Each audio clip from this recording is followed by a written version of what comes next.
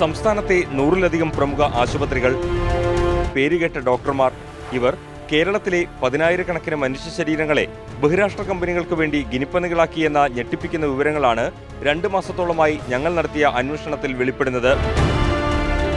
രാജ്യത്ത് മരുന്നു പരീക്ഷണങ്ങൾ രജിസ്റ്റർ ചെയ്യേണ്ട ക്ലിനിക്കൽ ട്രയൽസ് രജിസ്ട്രി പ്രകാരമുള്ള രേഖകളനുസരിച്ചാണിത്. ഇതനുസരിച്ച് കഴിഞ്ഞ 4 വർഷത്തിനിടയിൽ കേരളത്തിലെ 1 ലക്ഷത്തിലധികം മനുഷ്യരിൽ മരുന്നു പരീക്ഷണങ്ങൾ നടന്നിട്ടുണ്ട്. ക്യാൻസർ, പ്രമേഹം, ഹൃദ്രോഗം, കരൾ, വൃക്കരോഗികളിലാണ് പരീക്ഷണങ്ങളിൽ ഏറെയും നടന്നത്. നിയമത്തിന്റെ സൂക്ഷ്മതകൾ പാലിക്കപ്പെട്ട് മാത്രമേ രോഗികളിലോ രോഗമില്ലാത്തവരിലോ മരുന്നു പരീക്ഷണം നടത്താൻ പാടുള്ളൂ. പരീക്ഷണത്തിന്റെ പ്രത്യാഘാതങ്ങളെക്കുറിച്ച് ഇതിന് വിധേയരാകുന്നവരെ പൂർണ്ണമായും ബോധ്യപ്പെടുത്തണമെന്നതാണ് ഏറ്റവും പ്രധാനം. എന്നാൽ ഇക്കാര്യം കേരളത്തിലെ മിക്ക പരീക്ഷണങ്ങളിലും പാലിക്കപ്പെടുന്നില്ല. മാതാ അമൃതാനന്ദമയി മഠം നടത്തുന്ന എറണാകുളത്തെ അമൃത ആശുപത്രിയിലാണ് സംസ്ഥാനത്ത് ഏറ്റവും കൂടുതൽ മരുന്ന് പരീക്ഷണം നടന്നത്. 4 വർഷത്തിനിടയിൽ 81 മരുന്നുകൾ ഇവിടെ രോഗികളിൽ പരീക്ഷിക്കപ്പെട്ടു. ചുരുങ്ങിയത് 10,000 പേരെങ്കിലും ഇങ്ങനെ പരീക്ഷണ മൃഗങ്ങളായി. എറണാകുളം ജില്ലയിലെ ലേക്ക് ഷോർ ആശുപത്രിയിൽ 38, ലിസി ആശുപത്രിയിൽ 9, ലിറ്റിൽ ഫ്ലവറിൽ 9 പരീക്ഷണങ്ങൾ നടന്നതായി രേഖകൾ വ്യക്തമാക്കുന്നു.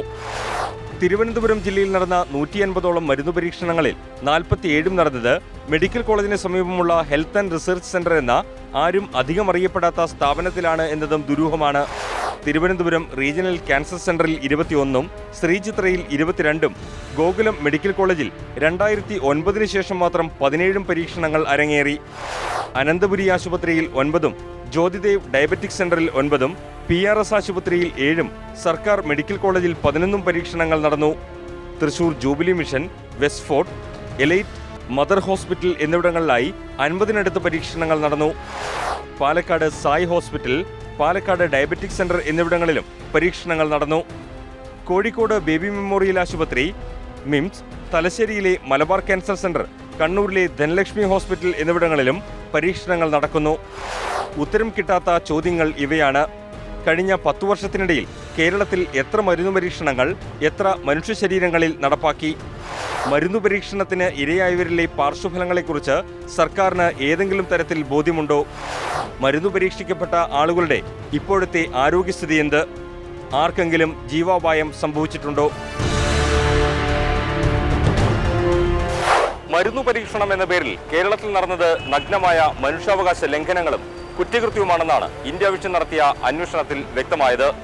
പരീക്ഷണമല്ല, മറിച്ച് കോടികളുടെ പരീക്ഷണ വ്യാപാരമാണ് കേരളത്തിൽ നടന്നുകൊണ്ടിരിക്കുന്നത്. കഴിഞ്ഞ 10 വർഷത്തിനിടെ കേരളത്തിലെ സ്വകാര്യ സർക്കാർ ആശുപത്രികളിൽ നടന്ന മുഴുവൻ മരുന്നു പരീക്ഷണത്തെക്കുറിച്ചും വ്യക്തമായ അന്വേഷണം അനിവാര്യമാണ്.